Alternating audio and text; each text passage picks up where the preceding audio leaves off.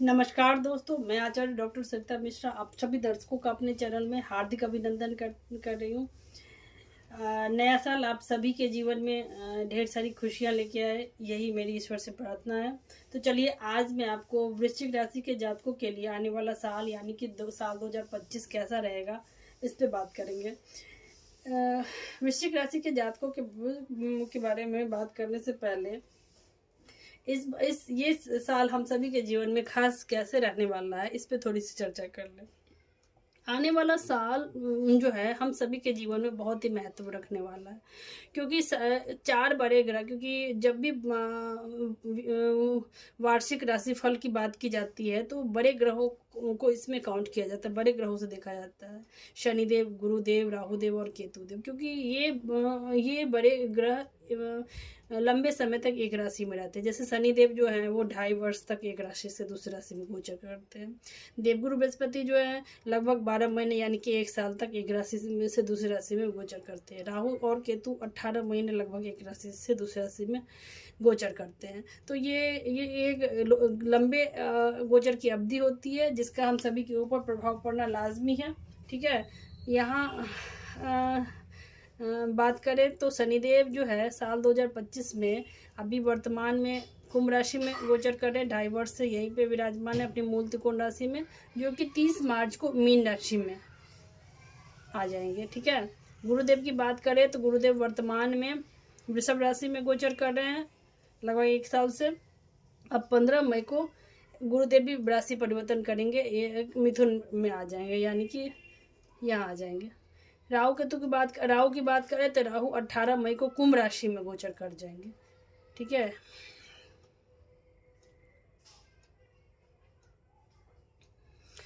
अभी मीन राशि में वर्तमान में चलेंगे और 18 मई को यहाँ आ जाएंगे, क्योंकि राहु केतु वक्री अवस्था में चलते हैं। ठीक है, और केतु की बात करें तो केतु कन्या राशि में चल रहे हैं, जो कि 5th सिंह राशि में आ जाएंगे। तो चलिए, इसी गोचर पे आधारित जानते हैं कि वृश्चिक राशि के जातकों के जीवन में आने वाला साल क्या सब लेके आएगा। सबसे पहले बड़े ग्रहों से शुरुआत करेंगे। शनिदेव से शुरुआत करते हैं, क्योंकि शनिदेव सबसे धीमी गति से गोचर करने वाले ग्रह हैं। 2.5 वर्ष तक एक राशि में विराजमान होते हैं। और शनि जैसे कि शनै बहुत धीमी गति से बहुत अधिक परिश्रम के बाद फल देने वाले ग्रह हैं, बहुत मेहनत करवाते हैं। तो शायद यही वजह है कि शनि से हम सभी डरते हैं, क्योंकि किसी को भी अधिक परिश्रम करना पसंद नहीं आता है। सब चाहते हैं कि कम मेहनत में अधिक फल मिले, जो कि शनिदेव के लिए ये संभव नहीं है। ठीक है, तो चलिए विषय पे आते हैं। वृश्चिक राशि के जातकों के जीवन में शनिदेव कुंभ राशि में गोचर कर रहे हैं, लगभग 2.5 वर्ष से यहीं पे है। तो यहाँ पे वृश्चिक राशि के जातकों के जीवन में ये अष्टम शनि की ढैया इनके ऊपर चल रही है। तो पिछला 2.5 वर्ष जो लगा लें तो वृश्चिक राशि के जातक मानसिक तौर पे, एक ज़हनी तौर पे बहुत ज़्यादा उथल पुथल तनाव से ग्रस्त है। ठीक है, बहुत सारा रस्साकसी, हर डिसीजन लेने में इनको थोड़ी सी मतलब एक भय का होना, डर का होना इनकी लाजमी है। हालांकि गुरुदेव की दृष्टि लगन पे आ रही है, ऐसा नहीं है कि इनके अंदर बुद्धि विज्ञान नहीं है, फिर भी एक शनिदेव अपनी छाप छोड़ देते हैं कि कब इफ़ एंड बर्ट में फंसे रह जाते हैं। डिसीजन लेने में इन्हें बड़ी दिक्कत आती है। ठीक है, तो शनिदेव ने ये सारी दिक्कतें दी होगी। अब दृष्टियों को काउंट करें शनि की, तो शनिदेव की तीसरी दृष्टि रोग ऋण शत्रु के भाव पे आ रही है। ये एक अच्छी दृष्टि है। शनिदेव की दृष्टि रोग ऋण शत्रु पे आने की वजह से वृश्चिक राशि के जातकों में ये रोग ऋण शत्रु के मामले में इन्होंने विजय हासिल की होगी। तो ये अच्छा, इनकी ये इस मामले में वृश्चिक राशि के जातक लकी हैं। ठीक है, 7वीं दृष्टि इनकी पड़ रही है प्रोफेशन करियर पे। शनि की दृष्टि 7वें भाव में आने से इनकी प्रोफेशन करियर में एक डिले का होना, एक रस्साकसी का होना, ये सब संघर्ष का होना थोड़ा सा चैलेंजिंग है ये। ठीक है, 10वीं दृष्टि लगन पे भी आ रही है। तो वो जो साढ़े साथी का एक धीमा धीमा एक असर है, नेगेटिव छाप है, वो वृश्चिक राशि के जातक फील किए होंगे। एक निराशा का होना, एक दुख, भय, चिंता में रहना, ये सारी चीज़ें रही होगी। ज़्यादा नहीं परेशान किया होगा क्योंकि देवगुरु बृहस्पति की भी दृष्टि आ रही है, वो आगे बात करेंगे। तो कुल मिलाकर कहें तो वृश्चिक राशि के जातकों और ये फिर डाइवर्स, तो ये तो पीछे का मैंने बता दिया। अभी आगे ये शनिदेव जो है 30 मार्च को यहाँ आ जाएंगे 5th हाउस में, बुद्धि, शिक्षा, एजुकेशन के भाव में, ठीक है। तो फिर यहाँ पे आने के बाद इनकी अष्टम शनि की ढैया तो समाप्त हो जाएगी, लेकिन पूरी तरह से ये रिलीफ फील नहीं करेंगे, क्योंकि एक तो वृश्चिक राशि के जातक के लिए शनिदेव इनके लिए कोई कारक ग्रह नहीं है, अकारक है। ठीक है, दो अशुभ भावों के कारक हैं, तो इनके लिए ज़्यादा बेनिफिशियल नहीं है। पंचम भाव में आएंगे, पंचम भाव बुद्धि, शिक्षा, एजुकेशन का है, तो इन सभी क्षेत्रों में इन्हें बहुत एफर्ट लगाना पड़ेगा, बहुत कोशिश करने के बाद ही इनको सफलता मिलेगी, ठीक है। अब बात करें इनकी शनिदेव की,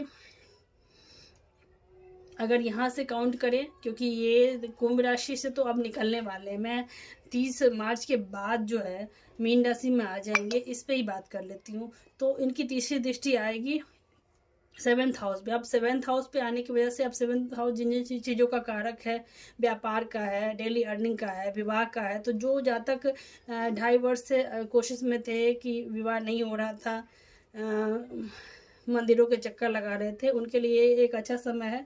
यदि आप एक अच्छे जीवन साथी की चाह रखते हैं तो आपका ये समय आपके लिए अनुकूल है। 2025 में आप विवाह के योग बन रहे हैं आपके, ठीक है।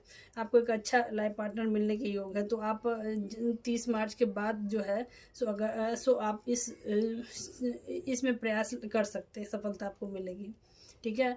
अगर आप में से कोई अपना पूछ रहा है, सवाल है कि बिजनेस कब से स्टार्ट करें, क्या करें, तो आप लोगों के लिए 30 मार्च के बाद का समय अच्छा अनुकूल रहने वाला है वृश्चिक राशि के जातकों के लिए।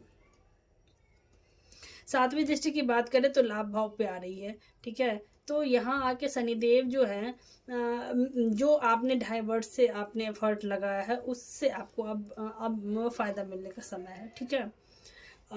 तो कुल मिलाकर कहें तो शनिदेव की वजह से वृश्चिक राशि के जातकों के लिए आने वाले समय में जो 2.5 वर्ष से अष्टम शनि की ढैया थी, उससे परिणाम आने वाला साल 2.5 वर्ष इनके लिए अच्छा रहने वाला है। बात अगला ग्रह देवगुरु बृहस्पति की बात कर लें। वृश्चिक राशि के जातकों के जीवन में देवगुरु बृहस्पति 2.5 वर्ष से वृषभ राशि में गोचर कर रहे थे, जो कि शुक्र की राशि है। देवगुरु बृहस्पति वृषभ राशि में गोचर करने से ये 2.5 वर्ष से आप प्रयास कर रहे थे कि शादी के लिए, जो कि अभी प्रयास करने के बाद आपको सफलता नहीं मिल रही थी। अब शनिदेव यहाँ आके आपको शादी का योग बना रहे हैं। तो जो भी आप कई ऐसे जातक हैं जिनका विवाह फिक्स हो गया था और किसी न किसी रीज़न से वो डिले हो रहा था, तो उसमें आपको सफलता मिल जाएगी। एक तो ये हो गया। जो भी और सेकेंड थिंग, यदि आप कोई अपना काम शुरू करना चाह रहे थे और आप उनको कोई ना कोई या तो जो भी आप दुकान, ऑफिस, मकान लेना चाह रहे थे और आपको डिले हो रहा था, तो वो सारी चीज़ें आपकी शॉर्ट हो जाएगी, ठीक है। अब देवगुरु बृहस्पति तो फिर 15 मई को यहाँ आ जाएंगे। तो मैं इस पिछले साल यानी कि 2024 का जो समय था उस पर ज़्यादा बात नहीं करके ये 30 मई का काउंट करूँगी कि बृहस्पति देव यहाँ आ जाएंगे। तो क्या होगा, यानी कि 2025 15 मई को। अब अष्टम भाव अचानक आने वाली मुसीबतों का, रिसर्च का, दुर्घटना का भाव है। तो बृहस्पति देव यहाँ आने से थोड़ा सा इनको अपने अंदर झांकना होगा, ज्ञान की खोज करेंगे, रिसर्च में जाएंगे, ठीक है, गहरी खोज करेंगे। इनको ससुराल पक्ष से धन भी मिलने का है, तो कुछ खट्टी मीठी वाली सिचुएशन यहाँ पे देखने को मिलेगी। पांचवी दृष्टि बृहस्पति देव की 12वें घर पे आ रही है। तो 12वां घर, तो आप थोड़ा सा, आपको यहाँ पे 12वां घर खर्च का, व्यय का, हॉस्पिटल, जेल, विदेश का होता है। तो ये एक नेगेटिव हाउस है, तो आपको थोड़ा सा वृश्चिक राशि वाले जातकों के लिए बेटर कंडीशन है। तो आप इस बेटर कंडीशन में आप थोड़ा सा आप अपने ऊपर कंट्रोल रखें कि ज़्यादा खर्च, कोई भी खर्च जो अननेसेसरी की है उसको आप करने से बचें, क्योंकि बृहस्पति देव यहाँ पे आपको अननेसेसरी के खर्चे देंगे, चाहे वो आप खर्च किसी भी फील्ड में कर सकते हो। तो यहाँ आपको थोड़े से ध्यान रखने की ज़रूरत है। बृहस्पति देव की दृष्टि आ रही है धन भाव पे, धन कुटुंब परिवार। तो इस क्षेत्र यहाँ पे ये बॉक्स एक्टिवेट होने की वजह से आपको 2025 में आपको धन लाभ की संभावना दिख रही है, परिवार कुटुंब बनने की संभावना दिख रही है। ठीक है, तो ये आपके लिए एक अच्छा है।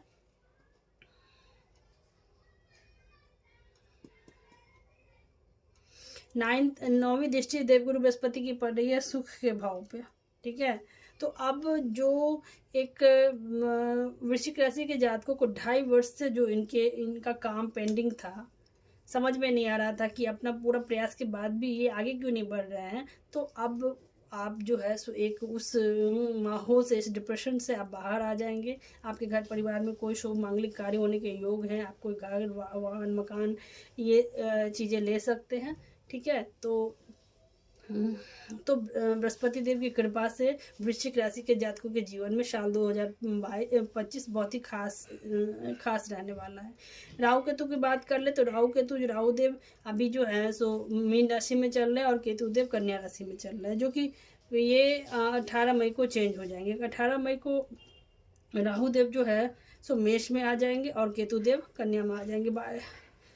राहु देव के रोग ऋण शत्रु के भाव में आने से आपके जीवन में रोग ऋण शत्रु का पक्ष जो है, जो भी आपके शत्रु है वो आपसे आप पे अगर वो बुरी दृष्टि डालेंगे तो राहु देव उसको अकेले ही देख लेंगे। तो यहाँ भी ये आपके लिए एक अच्छा गोचर है।